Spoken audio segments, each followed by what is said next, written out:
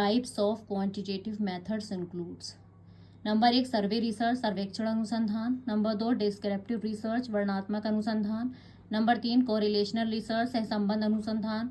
Number 4 experimental research, प्रायोगिक अनुसंधान। Number 5 ex post factor research, कार्योत्तर अनुसंधान। इसकी ट्रिक है डीसीज।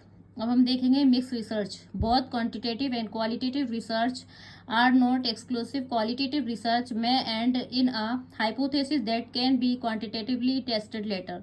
क्वांटिटेटिव रिसर्च में इन्वॉल्व क्वालिटेटिव रिसर्च एलिमेंट्स। मिश्रित अनुसंधान, मात्रात्मक और गुणात्मक दोनों शोध विशिष्ट नहीं है।